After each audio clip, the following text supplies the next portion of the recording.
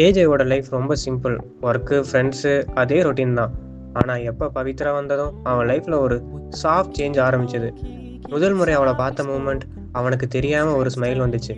இந்த பொண்ணு தான் எனக்கு ரொம்ப க்ளோஸ் ஆக போறான்னு அப்ப அவனுக்கு தெரியல. ஆனா அதுக்கப்புறம் ஏஜே பவித்ரா பார்க்குற அந்த ஃபர்ஸ்ட் மூமெண்ட். ஊரே அமைதியா காமா இருக்கு.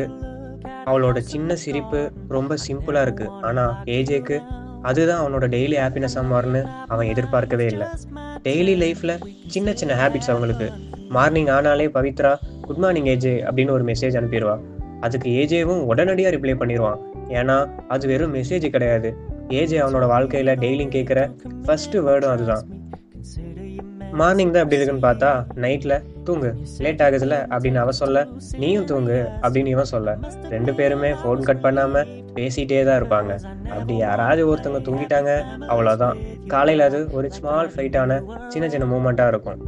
ஒரு நாள் டீ ஷாப்ல உட்காந்துருக்கும் போது பவித்ரா இருந்துட்டு, ஏன்டா இப்படி என்னை பார்க்குற அப்படின்னு கேட்குறா. அதுக்கு ஏஜே, டெய்லி தான் பார்க்குறேன், ஆனால் போர் அடிக்கவே மாட்டேங்கிறியே அப்படின்னு சொல்கிறான்.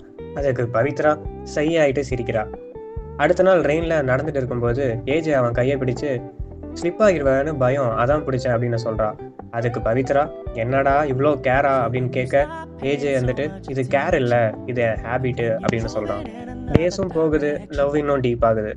ஆனால் ஹெவி வேர்ட்ஸ் இல்லை, ஸ்மால் ஸ்மால் மூமெண்ட்ஸ் தான். அதுவே அவங்களுக்கு பெருசாக மாறுது. அவள் சிரிக்கிற மூமெண்ட், அவன் கால் பண்ண அந்த டியூன் கேட்குற மூமெண்ட், அவன் அனுப்புகிற அந்த மிஸ்யூ மெசேஜஸ், இதெல்லாம் அவனோட லவ்வை இன்னும் ஸ்ட்ராங் ஆகுது.